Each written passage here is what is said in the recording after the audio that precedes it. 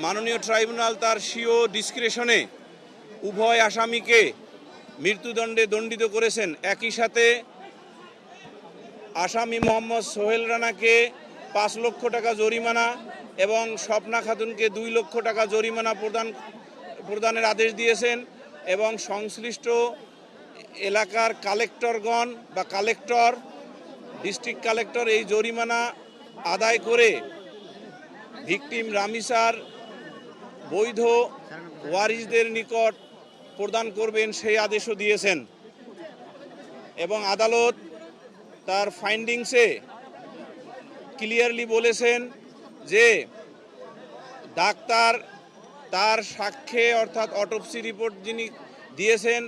সেই অটোপসি রিপোর্টে doctor clearly উল্লেখ করেছেন যে ভিকটিম রামিসা আক্তারের দেহে ধর্ষণের আলামত পেয়েছেন এবং যার কারণে তিনি সকল সাক্ষ্য বিশ্লেষণ করে এই সিদ্ধান্তে উপনীত হয়ে রায় দিয়েছেন। এবং আমরা প্রসিকিউশন পক্ষে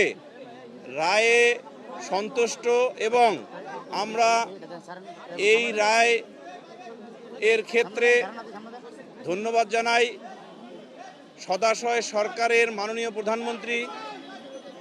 হোম মিনিস্টার এবং ল মিনিস্টার মহোদয়কে। তারা যেভাবে এই মামলায় দ্রুত বিচারের নিমিত্তে তাদের প্রয়োজনীয় যে পদক্ষেপ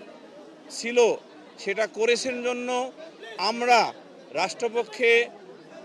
উপস্থাপিত সাক্ষীদের সাক্ষ্য যথাযথভাবে রেকর্ড করতে পেরেছি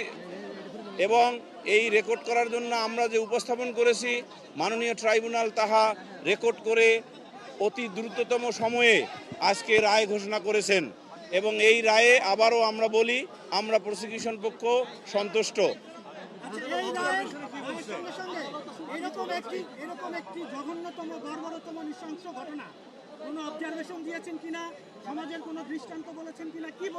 ইয়েস, এই মাননীয় ট্রাইব্যুনাল এই রায় ঘোষণার শুরুতেই বলেছেন যে শিশুদের অধিকার বা শিশুদের রক্ষা করা একটি রাষ্ট্রের মৌলিক উদ্দেশ্যগুলোর একটি এবং আমাদের এই রাষ্ট্রেরও মৌলিক উদ্দেশ্যগুলোর একটি হলো আমাদের যে ভবিষ্যৎ প্রজন্ম শিশুদের রক্ষা করা। সেই শিশুদের কোনো শিশুর মধ্যে যদি এই ধরনের ন্যাক্কারজনক অপরাধ সংঘটিত হয় তার ক্ষেত্রে কোনো ধরনের মানে দয়া দাক্ষিণ্য না দেখিয়ে সিভিয়ার পানিশমেন্ট দিতে হবে এবং তারই নিরিখে মাননীয় ট্রাইব্যুনাল তার স্বীয় বিবেচনায় এবং তার নিজস্ব জুরিসডিকশনে এই মৃত্যুদণ্ডে দণ্ডিত করেছেন উভয় আসামিকে।